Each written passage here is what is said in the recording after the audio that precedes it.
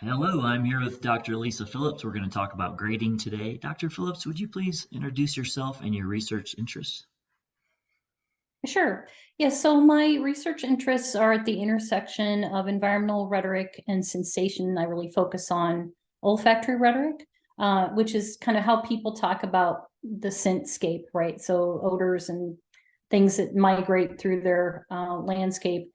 I'm most interested in indigenous and intersectional feminist approaches to thinking about environmental injustice and kind of how people register those effects on their bodies, and push back against, normative and also hegemonic pressures that tend to place environmental hazards more in communities of color. So that's kind of what my primary research focus is. Secondary focus, grassroots activism, looking at micro examples, basically instead of large scale mass movements, how people enact grassroots activism at the local level, to make change in their communities. And usually, again, same kind of thing, pushing back against social injustices. So that's kind of the elevator version. That's amazing.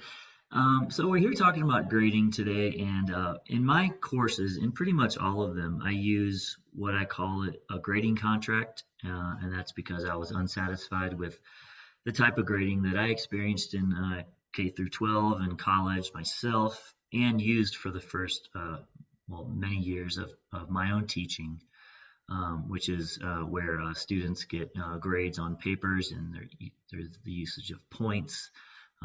And so I moved to a grading contract largely based on Asao Inoue's labor-based grading contract. I know that you use some other type of non-standard grading in some of your classes. Would you please tell us about that? Yeah, sure. So I call it a learning contract. It's also informed by the scholar that you note, as well as other folks that have been writing about um, inequities that are baked into traditional point-based grades. So I wanted to get away from that, partly because I think it helps students take more risks or be more comfortable with their ideas or writing, rather than just, here's the thing I need to do to check off to get the 90 points or whatever, right? So I think that students are much more comfortable, not initially, you have to do more explaining on the front end, because they're so habituated to, like the carrot dangled in front of their nose. And it's a very different interaction to help students feel that they can trust you to not hurt them, right? Or to not interact with them in a way that's transparent, or they feel like they're going to be tricked. There's just, you have to get over that distrust. So part of the learning contract process for me is building in that trust from day one, which includes having students help inform what kinds of texts we look at, for example, what kind of work we're going to do. So for example, in the learning contract that I teach in professional report writing, which is primarily upper level students from accounting and other kind of business majors, but it can have a range of other students, right? So in that course, I have a menu of different sorts of genres that they can produce in response to the course theme, which is usually about either developing a business or a nonprofit idea.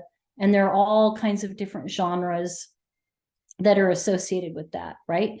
And so I have a menu of kind of short descriptions, like here's the thing, figure out what this thing is. So part of the learning contract is also investigatory. So rather than say, here's a set assignment that tells you exactly how to do something, which a lot of students want, and I don't give them, that can cause a little confusion. But I have a correlated piece that goes along with that learning contract. So when they do an assignment of some sort of choosing off of this smorgasbord, they also produce what I call a genre understanding statement. So it's this piece where they have to basically define whatever the genre is that they're doing, right? And so sometimes you can see, in addition to the product they produce, this process-based piece is a heuristic that helps guide students through how to understand how to do some kind of new composing or writing that they are completely unfamiliar with.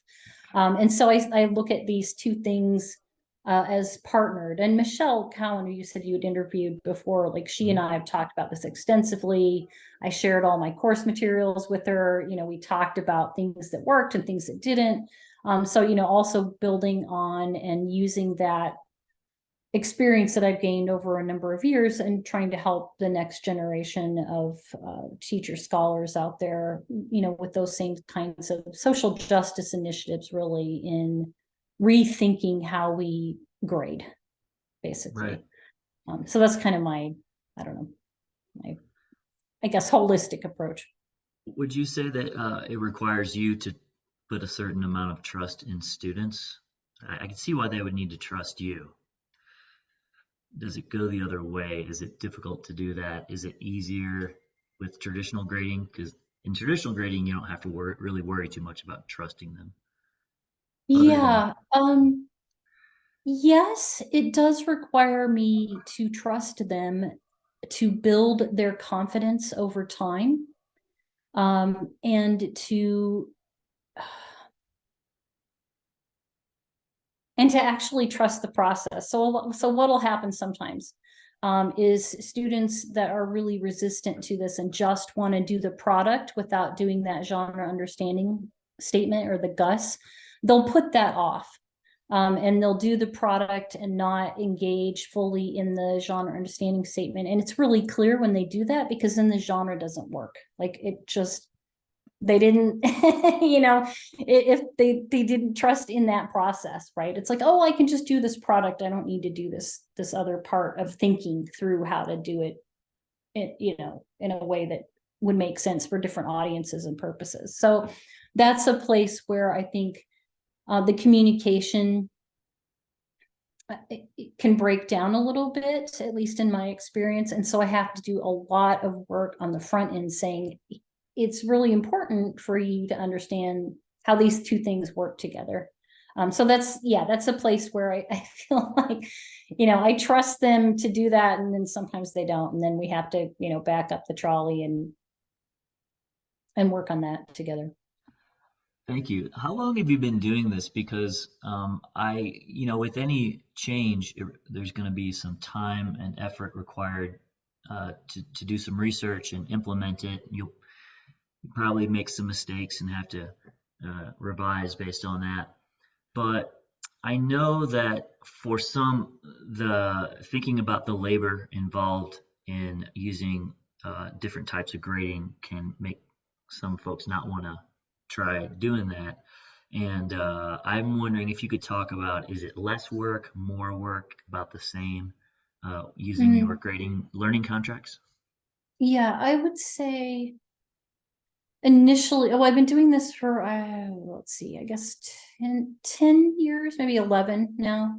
And I would say that in the initial part of the semester it's a lot more work to, you know, to explain what it is, to help students see that there are different ways that assessment, what it looks like, uh to help to um again, establishing those kind of lines of trust and open communication to build that. Also, I would say in terms of teamwork, sometimes I have to do a little bit more work when I'm setting up teams. And we also establish a team contract, which is different than the learning contract. But basically, it's like how accountability and mutual responsibility and support that go into that particular contract as well to help students work more effectively on teams than they otherwise do. So yes, I'd say initially it takes more time. But honestly, I think the the back end investment is less in terms of time for me, because after they get into the groove and have done a couple of genre understanding statements and the genre piece itself, the product, then the work is just better and it's easier to read, right? Like it's easier to assess for me, because they have a deeper understanding of the genre. So I don't have to spend as much time on feedback. And I can really focus on the students that really need more assistance to be able to develop some of those skill sets. So in other words, I feel like it gives me time to focus more on equity rather than equality. Equity being, like you got the kid looking over the fence that everybody has no, like, you're trying, you stack it up in a little bit different way. So I think in terms of time, that's a breakdown for me that's useful. Yeah, I've noticed the same thing. The work gets moved around. It's just it kind of occurs in different places, um, and the work of responding and working with students is a little more enjoyable Yes. Yeah. because they seem to, yeah, it's more enjoyable because you can kind of focus in on the learning. Uh, Yeah, absolutely. yeah, And I think the other thing that's fun, at least for me, is because they have this smorgasbord approach where they can pick different things. They pick what they're interested in. And when they're interested in a topic or a particular kind of genre, either whether that's driven by some sort of pragmatic approach, like, hey, I need to know how to do XYZ kind of reports for my job in the future, right? Or whatever, the investment in the learning is a lot more too than if it's just a transactional, you get 10 points for doing this. It's very different. And I think better for everybody, the students and me. yeah. I think when an instructor has a better feeling about how things are going, it's that should not be underestimated. That really Yeah. changes the entire dynamic, and the work becomes still an issue, but a little bit less of an issue because the work is more engaging, more Yeah, feel yeah. better about And it. I think the other facet about learning contracts that I like is that students also can kind of choose their level of engagement. So I have, in addition to just like, you know, you need to do XYZ assignment. They have choices, and I call them your choice assignments, where if they want to shoot for uh, an A in the course, which ultimately I have to assign per the university, that they can do different sorts of or more complicated assignments. And I have the, descriptions of what those look like. And so if they, really have like an internship or some other focus in their life, and they just really don't care that much about it's a required course, like that 300 level, 3000 level course. And their engagement initially is not great, but they can kind of pick and choose what they want to do when they want to do it during during the course of the semester, right? So for example, if they have more time in the beginning of class to do work on like journal entries. So I do these, I call them curiosity journals, where they investigate something that they're interested in. It could be a genre, it could be a trade journal. So basically they're doing that active engagement of engaged reading, but they can do more of those in the beginning of the semester when they have more time to think, right? And then they can kind of, back off on stuff toward the end of the semester when they don't have time to do it. Or if they get an internship in the middle of the semester and they need to make a choice of not doing a couple of your choice assignments and getting a B in the class or a C, per how the learning contract outlines those things, then they can do that. And then I don't feel bad, like, right? Because I don't feel like, oh, hey, I'm not engaging every single student all the time, Yeah, because you can't, yeah, right? So I feel like it takes that whole guilt aspect off for both the students. Like they don't feel a need to suck up and say, oh, I'm going to do every single thing to show you how wonderful I am. No, that is kind of I feel like it's more genuine, even if it's not, I mean, we all want students to love being with us and being in our class, but sometimes I think there needs to be a little wiggle room to understand, hey, every people have different goals at different times. That is true. And my final question is if someone wanted to try using a learning contract or some other type of non-traditional grading, what would be a good way for someone to kind of dip their toe in the water or get started? Oh, that's a great question. I did it the wrong way. I jumped in feet first Me too. with just thinking this will be great. And I had a colleague that had done learning contracts for a number of years before I had. So I also had a mentor, uh, an unwitting mentor, perhaps initially, but someone that I could also draw on to talk to about what was happening in the class. And I also invited that instructor to come talk to my students because it was the first time I was teaching it. It was not going very well for me. And I had this resource where I could say, hey, so and so does this, and it turns out okay. you know, I wouldn't recommend people do it that way. Hmm. But I hated the way the traditional grading structure was working for students, and I didn't have a lot of teaching experience at the time. And I thought, why not? There's got to be something better than this. Hmm. Um, so I would say, in terms of baby stepping into it, maybe try a learning contract on a few low stakes things, right? So introduce it by saying, hey, we're going to try this one assignment using this method and let's see how this goes. And so then the instructor can do it and the student can, experiment with that. And it's lower stakes than going full out with the whole That's course such a good idea. self-learning. I Yeah. wish I had done that. Something like that. Yeah, same. I did not, but That yeah. So I just, think, that's a good way to yeah. introduce it.